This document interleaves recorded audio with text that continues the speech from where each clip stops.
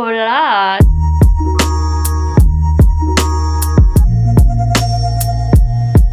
J'espère que vous allez bien. On est officiellement dans la deuxième vidéo de la salle de jeu. Alors, c'est dans cet épisode-là qu'on rentre dans les choses excitantes. Ça va être probablement la vidéo qui va englober toute la peinture. Je suis tellement énervée. Ce matin, on a été au BMR acheter notre peinture après beaucoup de réflexion.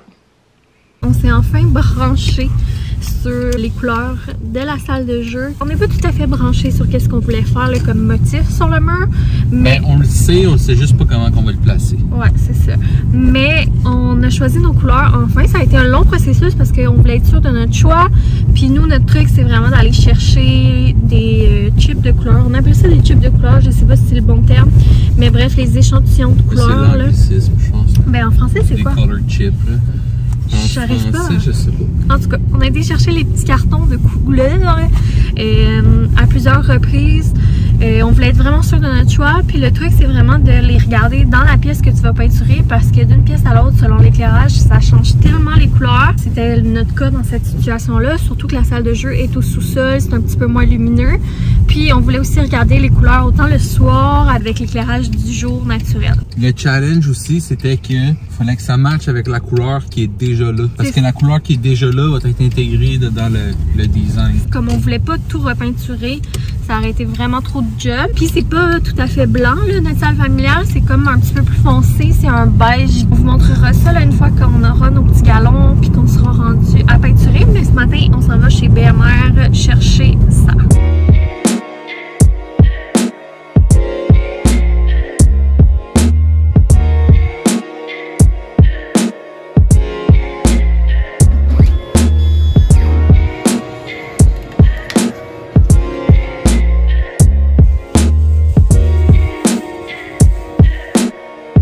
Donc, trop excitée de vous dévoiler les trois couleurs qu'on a choisies. C'est sûr que c'est pas pareil là, à la vidéo. Premièrement, couleur rose brique de Taos, c'est selon. Un magnifique rose brun. J'aimais vraiment beaucoup cette couleur, c'est la première couleur que j'ai choisie. Ensuite, on a un beau brun orangé, genre de couleur brique, qui est le brun Anasazi, dans le Cico aussi. Et puis, mon nom de couleur préféré entre les trois, c'est la couleur croissant au beurre, donc un genre de jaune ocre. Et la combinaison des trois est magnifique. Donc on a été chercher des peintes de ça ce matin. On va faire un pattern sur le mur avec ces couleurs-là, mais on pourra pas faire les trois couleurs en même temps. Et on va commencer par notre rose brique de Taos. Première étape, ça va être de décider notre pattern et de taper. Youpi! Mais avant, faut faire des shots de avant pour le avant-après. Alors, c'est officiellement l'étape du tapage. Coucou! Pour le tapage, on va demander à notre professionnel en la matière, c'est-à-dire Boyfriend. Boyfriend est un taper professionnel parce que dans le cadre de son travail, il a besoin de taper beaucoup. Donc, il a développé des skills. S'il y avait des Olympiques du tapage, je pense qu'il se qualifierait. Alors, on va lui demander gentiment de participer. Ah mon amour? En échange, tu vas twerker. Comme on fait des formes sur le mur aujourd'hui, on va aller faire nos formes avec un tape plus petit parce que... Ça se travaille mieux. C'est ça. Avec un plus petit tape, mais on va pouvoir mieux travailler nos formes. Première étape, on va délimiter la zone de notre couleur rose. C'est parti! Pas parti nulle part. It's party! C'est parti les amis, c'est parti!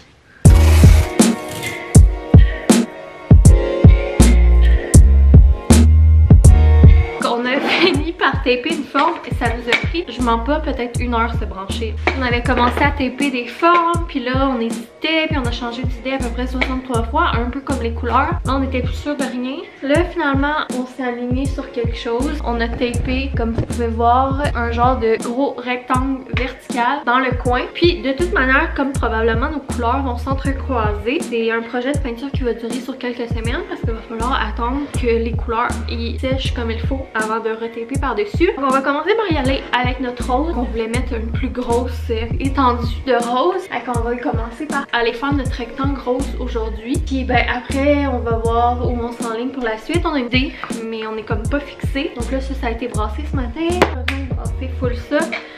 été chercher les trucs de peinture, je me suis changée. Et puis là, on va essayer un truc. Nous, on écoute beaucoup de chaînes de réno, de makeover, de déco. Puis, il y a un truc que ça fait longtemps qu'on veut essayer, qu'on n'a jamais essayé. C'est quand tu fais des color blocks, du découpage, c'est de où il y a ton tape, d'aller mettre ta couleur de ton mur de fond sur le tape. Comme ça, si ça a débordé, ça va déborder de la même couleur que ton mur, puis ça va aider à avoir une belle ligne droite. On va essayer ça aujourd'hui.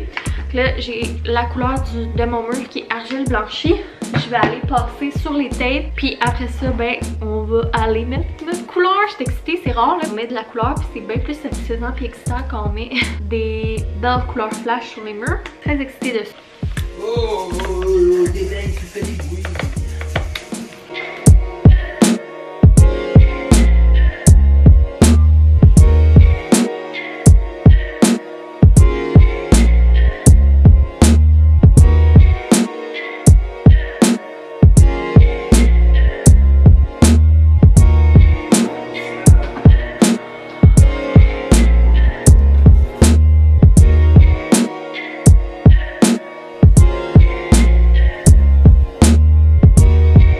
On est une semaine plus tard, comme vous pouvez voir derrière moi, on vous avait pas montré le résultat final, mais tout le rectangle rosé est complété, ça fait vraiment beau.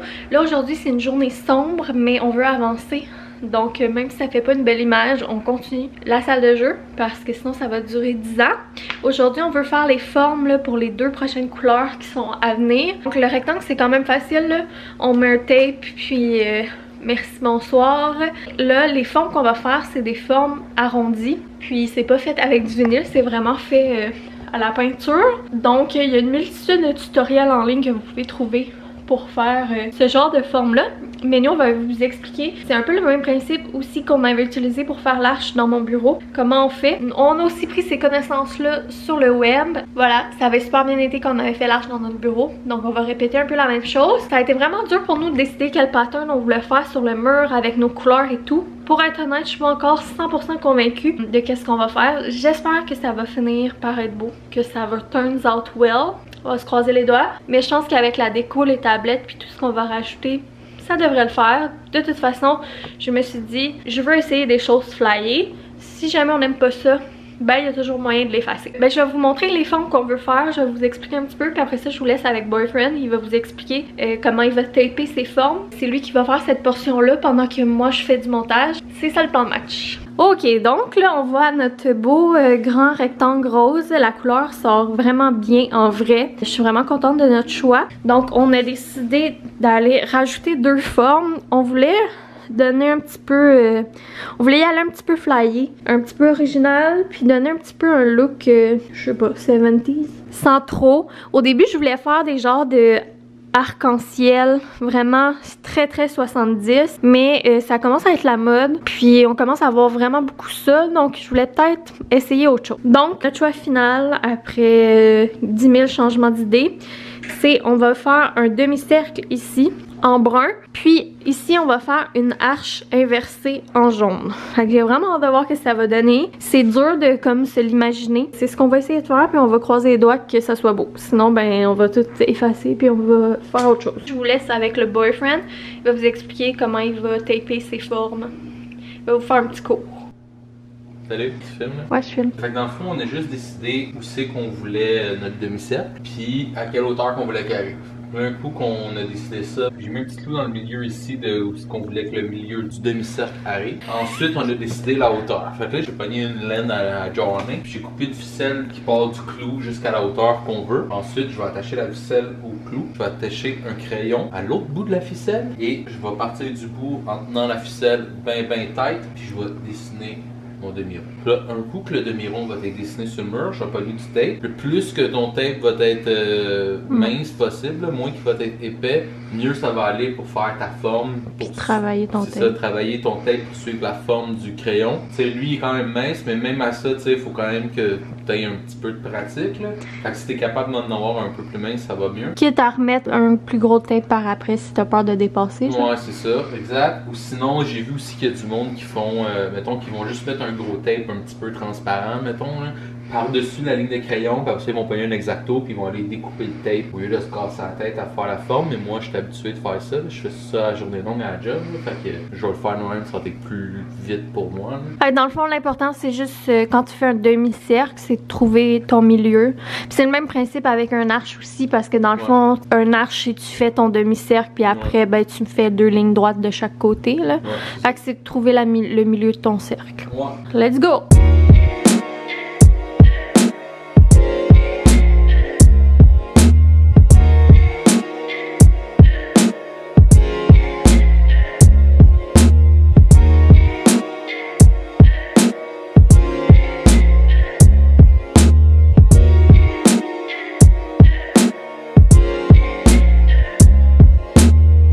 On est peut-être 1 semaine et demie plus tard, 2 semaines, 1 semaine, aucune idée. Bref, dernier clip que vous avez vu, on est en train de taper nos formes à l'arrière, mais on a manqué de tape, donc voilà pourquoi on n'a pas poursuivi cette journée-là, le temps qu'on aille du tape et qu'on refasse les formes. Donc on a fini nos formes, je vais retourner à la caméra, je vais vous montrer ça. Aujourd'hui, mon plan de match, c'est d'au moins faire une des deux, si c'est pas les deux, pour que la peinture soit complétée. Comme vous pouvez le voir, ici on est dimanche, journée bien relax. Fait que je vais essayer de faire ça aujourd'hui. Je vais juste revirer pour vous montrer les formes. Puis, comme c'est encore la même technique d'aller repasser avec nos couleurs proches des tapes pour être sûr d'avoir une belle ligne droite, comme on a fait avec notre grand rectangle rose, ben, je vous remontrerai pas en expliquant tout.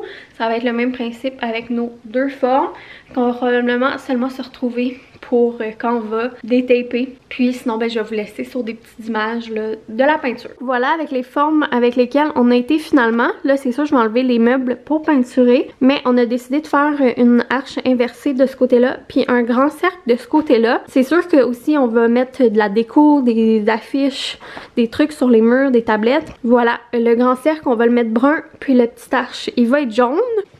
Je vais vous avouer, c'est ça qu'on a changé plein d'idées de fois pour les formes. Puis là, à un moment donné, j'étais juste plus sûre de rien.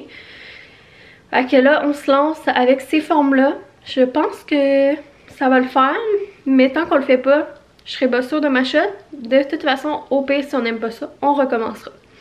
Fait que, on y va. Puis on se reparle quand tout est peinturé.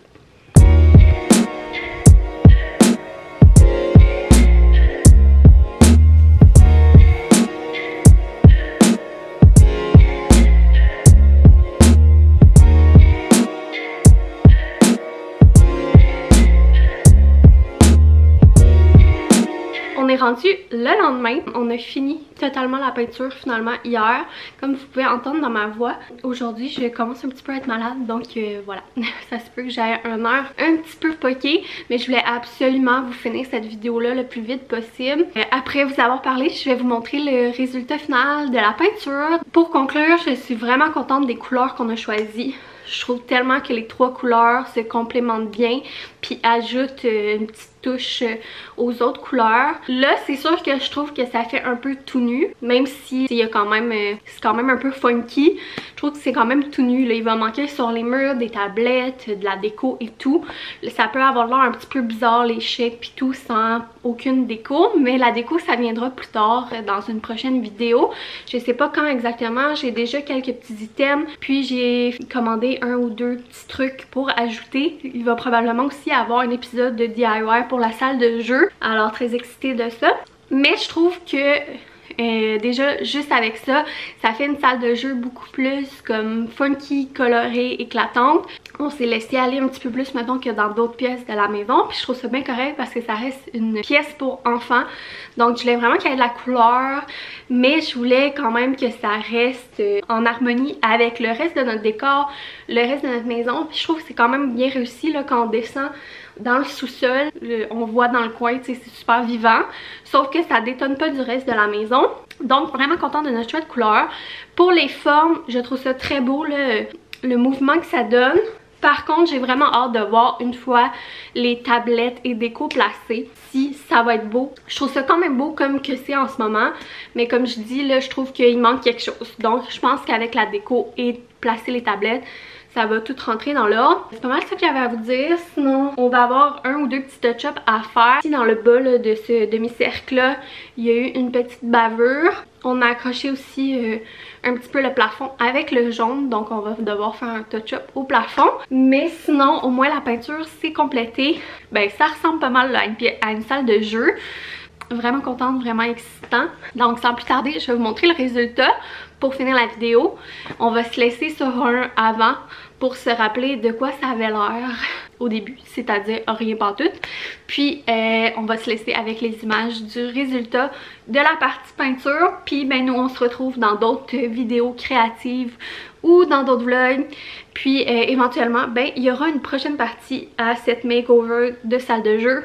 Ça sera probablement soit des DIY ou de la déco. Merci d'avoir été à l'écoute. N'hésitez pas à nous encourager avec un j'aime, un commentaire et autres. Gros bisous. Je vous laisse sur les images du résultat. Bye!